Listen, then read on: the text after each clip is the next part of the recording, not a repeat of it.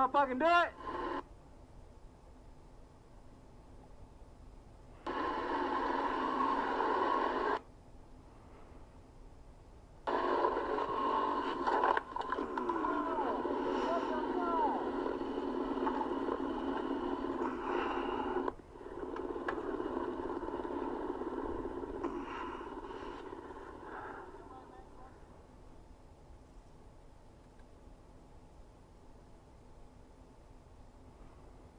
Hey, what's up, YouTubers?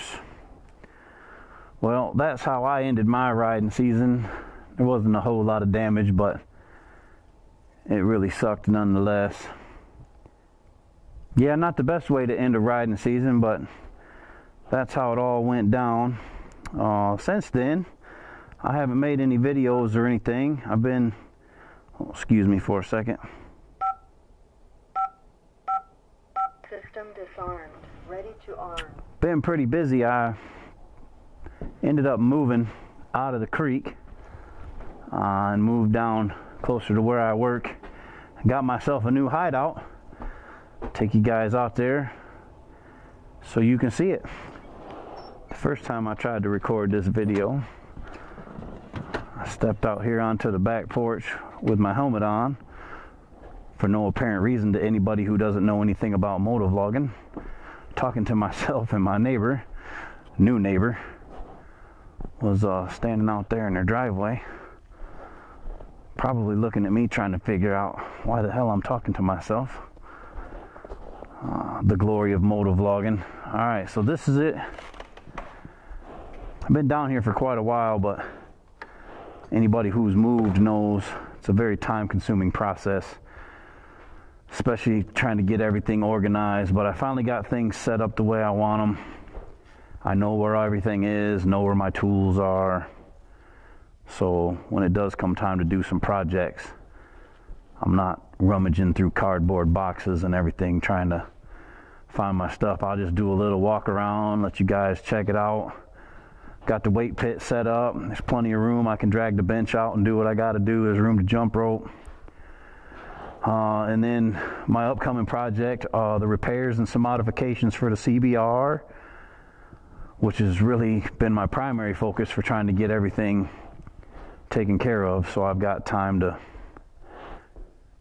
get that thing put together and get ready to ride before spring actually hits. I got new tires ordered. They actually showed up at the bike shop today. I'm going to try to ride down there in the next couple of days and get those put on so I don't have to wait in line when spring does hit. So yeah, so this is it, man. This is that new hideout. I like it quite a bit. Plenty of room to do what I got to do. And through the wonder and magic of video editing, I'll show you guys all the mods and everything that I've got lined up to do here in just a second. All right, here we go.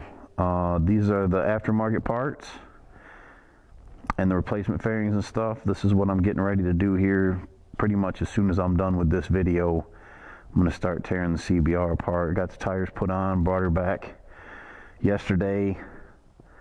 It was like, I don't know, 14 degrees outside or something. It was an awesome ride. It's close to the shop though, so it doesn't really matter. But anyway, new front cowl, new side fairings, damage from the drop pretty much prompted the replacement of that. New sequential style. This is integrated turn signal and tail light. It's got red and yellow LEDs, super bright LEDs, so hopefully makes it a little easier to see. This is custom LED. It's an electronic relay.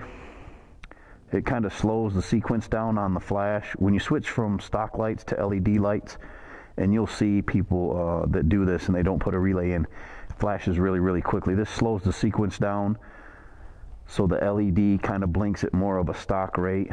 I'm doing away with the turn signals on the side of the front cowl, and I'm putting on flush mounts. I know sometimes with the flush mounts it makes it a little harder for people who are coming right straight at you to see where you're turning. I'm putting the flush mounts on just to kind of fill the hole. To replace the turn signals, I'm using this is an integrated turn signal and mirror, so it's got the turn signal right in it. Brings it up higher, kind of into the cager's line of sight a little better, I think. just in my opinion. If they end up being too unstable, I'm just going to get something else, but I figured I'd give them a try. These are super bright LED. These are license plate lights. I'm trying to eliminate as much of the stock fender configuration on the CBR as I can. That's part of my idea behind that.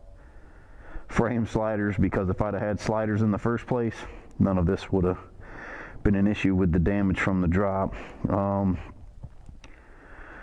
Changing up just a little bit.